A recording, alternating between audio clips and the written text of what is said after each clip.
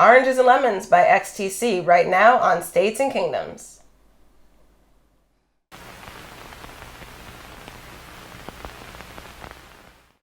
So this was essentially the follow-up to Skylarking a few years later. Essentially?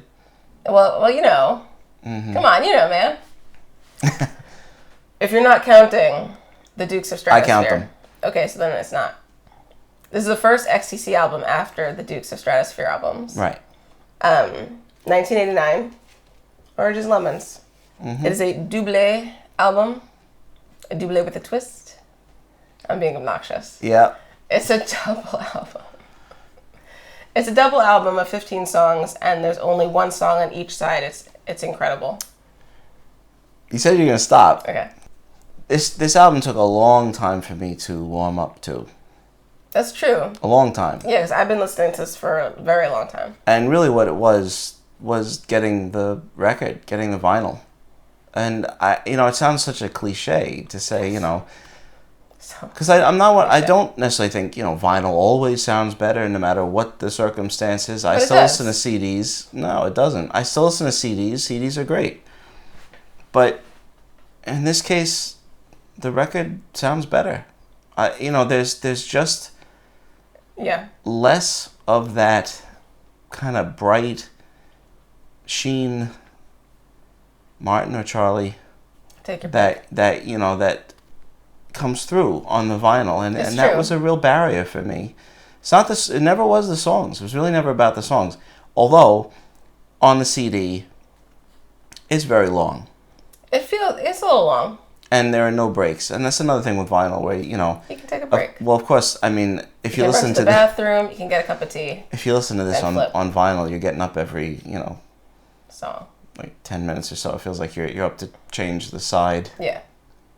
Yeah. But that's okay. Well, it still breaks up the album. It does. It's always interesting to see how different a listening experience something is that I'm used to on CD. When you get the vinyl, it's usually a pleasant surprise. That's an issue that some double albums that were put on one CD have. They just... it's just too much. It's too much. Too much continuous which brought music. Up, we were you thinking, need a break. We were like, why didn't they make the CD 2 CDs? Yeah. Why didn't they just split it up into 2? I mean, I think it's mostly that it just would have been a waste of plastic.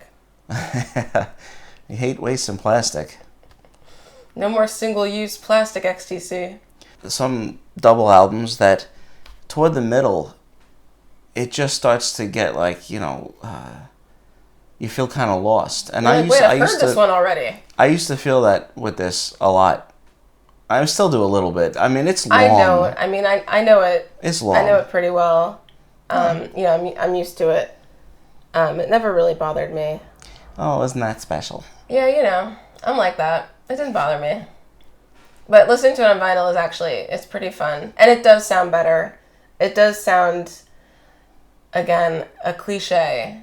But it really does sound richer, and somehow the balance of the vocal, for sure, for me, I hear that right away. Mm-hmm. The vocal is really in the mix with the other instruments on the vinyl, whereas on the CD, I feel like the vocal is separated a little bit, kind of out above everything else. Mm. And this felt way more. It was like all integrated and really nice and deep and rich, and that's all I have to say about that.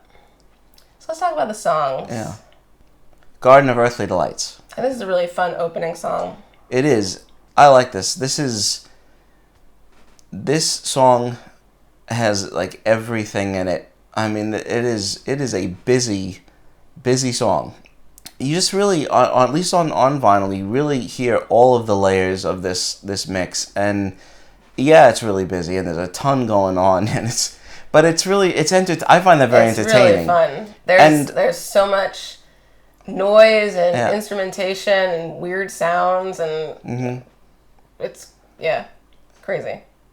It works very well on this track, and I like this song a lot, actually. I like the melody. Me too. Quality songs is not a problem on this album. if you had to pare it down to not be on 2 records, and it probably shouldn't have been on 2 records. I mean, very often a double album shouldn't happen. They were saying, how many double albums does Genesis have? Just one. I mean, you don't necessarily need to have a double album. Long. But their double album was a story. Yeah. It makes sense. Like Quadrophenia, like you said. Yeah. So I mean, double albums, if you don't need one, you probably shouldn't do one. Can I say something? I'm embarrassed. What? I'm embarrassed. Oh, you didn't know it was a double album? I didn't know it was a double album until we got the vinyl. Yeah. Well, I had no idea. I literally had no idea that it was double. That happens. That's funny. Anyway, I'm just saying, so it probably didn't have to be, but I can't see where to pare it down. There's no way for me to do that. 1 or 2 weak songs in my mind. No. There's not a couple of songs where you're like, oh, those I don't see not that. worthy of being released. I mean, there are the great songs and there are the good songs. I mean, that I can see. The penis songs. You can cut that out. But I don't see anything that's like, no, yeah, that's unnecessary. Take that out. No. Because when you listen to the whole thing, that still works. Mm-hmm. Mayor of Simpleton and King for a Day are kind of the same song. Because you're the mayor and the king? Yeah. It's about government. 2 government songs. Government employee songs. Civil service songs. There are 2 civil service songs. Well, actually, no, there's 3. Because Here Comes President Kill is right after that. It's like 3 songs back to back about civil service. Which is quite interesting, I think. Mm-hmm. Mayor of Simpleton and King for a Day, I think, are universally beloved, and they are great, great songs. Mm-hmm. They are. There's both of them. Yeah, I love King for a Day. It's a really nice. In the late '80s, I mean, not too many people could write songs this perfectly balanced with intelligent lyrics, extremely catchy. There's something kind of sad about King for a Day. And Here Comes President Kill again. Yeah. I do too. And one thing I do like is I like the lyrics. I think it's kind of a song lyrically that only Andy Partridge would write, and it's interesting. It is. I mean, let's say it's intelligent. It really. I think it really is. And the music goes through actually a lot of changes. It's not really a very simple song. No, it's not simple. I mean, they're never simple, but the music is not as straightforward as you might expect from just the beginning. Mm-hmm. Because it starts off kind of austere, and then it's parts of it are just really beautiful, I think. But a lot of influences on this album of this kind of music or that kind of music that they sort of drag in just for this one part or that one part, or maybe this is the rhythm, just a suggestion of that on this album. It's really a little mosaic of sound that they have, and it's sometimes a very busy one, but yeah, it's really interesting. I feel like people, I have it upside down. I feel like people look at the cover and they're like, oh, it's so psychedelic, obviously. Yeah. I don't find it psychedelic. Side 12, The Loving. Oh, I like The Loving. Yeah, it's catchy. Yeah. If you want to call a song Beatlesque, I guess this could be the one. Yeah. That's all I want to say. Well, there's no question that by this time, Andy had let that free. Yeah, he opened that Beatles box. And I wouldn't call this album Beatlesque, but there are those. There's a moment here or there. It's underneath. It's like, it's not so overt. You're not like, oh boy, like, you just hear the way he phrased this or this particular, Yeah. But whatever. I love the guitar on the song. But it's there. I think the guitar sounds really good on the song. Mm-hmm. Okay. Poor Skeleton Steps Out. Poor Skeleton Steps Out has like that cool bony sound. It does. You know the sound in the old cartoons when all the bones fall down? Yeah. That's what it sounds like. It's got that bony xylophone It's not it. Bony xylophone. Yeah, I know what you're saying. Come on, man, Don't make me keep saying that. You don't have to keep saying it. I'm not asking you to. I need more affirmation. Bony xylophone. The bony xylophone. Yeah. No, it's cool because the music goes along with the lyrics in pretty. Yeah, this is a great song. Way. the first disc is pretty solid. One of the Millions is a really great song. It is a really great song, and yeah, it's funny that Andy writes the Beach Boys songs, but Colin has some of that melancholy, that Beach Boys melancholy in his songs. I think more. Yeah. You know, I mean, not just on this album.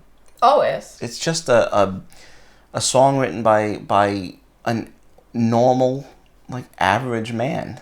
It's got really very beautiful moments too. It's it's a great song. I love the song. And the lyrics are, they do seem very honest. It's something It's nothing grand. There's nothing grand about it. No, but it's something that anyone would be able to, empathize with. Right. It's very basic, but in a really nice poetic way. I really like it. That's why it's so good. Mm-hmm. It is. And it's not easy to write something like that at all. I mean, we've said this before. XTC is a band with one really, stunning, idiosyncratic songwriter. Right. And then another great songwriter. Really good. That with, just a great ear for melody and can write great lyrics too. Then you have just the consummate musician. He didn't write, Mr. Dave Gregory. He could just, he just incredible musician. Scarecrow People.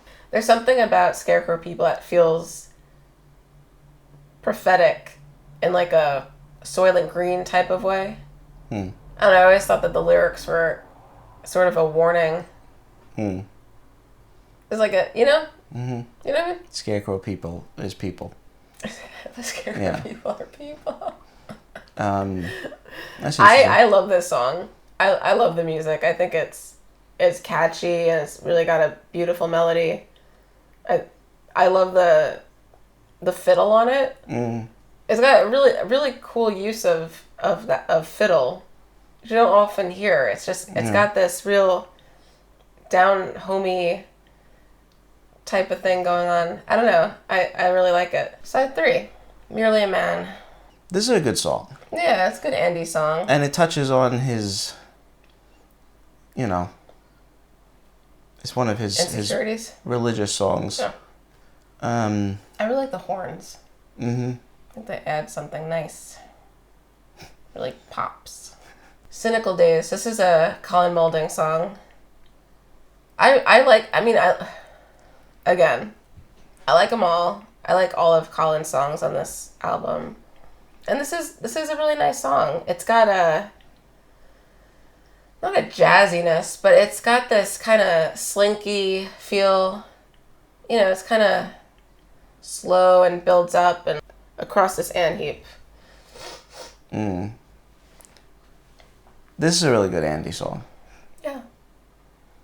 But this was rejected from, I think this was a Skylarking song? Skylarking reject. Oh, was it? I think so. And, it's funny.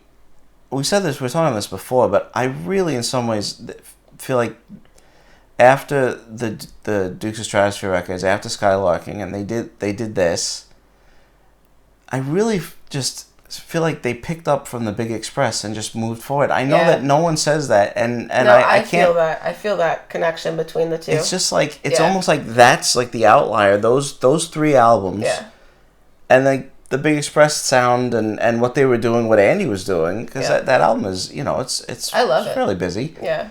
But not quite this busy. But I mean, like I see that. It's like some of these songs. I don't know. I know this is a Skylarking song, but it was a song that Todd Rundgren didn't want on Skylarking. There's something about the opening, the rhythm, and I don't even know what you would call that, but the rhythm of it feels very Big Express to me. Yeah, it's not very Skylarking-y, so I'm not surprised that didn't work out. Hold Me Daddy. I like this song. No, me too. And it's got a nice catchy melody. Mm-hmm. But that kind of like it has like a little bit of a Caribbean rhythm to it. Like Afro-Caribbean-ish thing, yeah. And it comes out of nowhere. And it's like, there are a number of things like this. I mean, the first song is this Eastern sounding layered thing. Then you have this, then you have that. This is like I said, it's like a mosaic of sound, and it's interesting. Pink Thing. Pink Thing is classic Andy. You know, all I'll say about this. I don't know why someone writing beautiful music or profound melodies and this has to be mutually exclusive. I mean, it's not. You know, it certainly isn't. He's writing about his schwanz. I don't. You know, it's not. You know. I don't know. I think it is funny, and of course the double entendre of it is actually makes it weirder.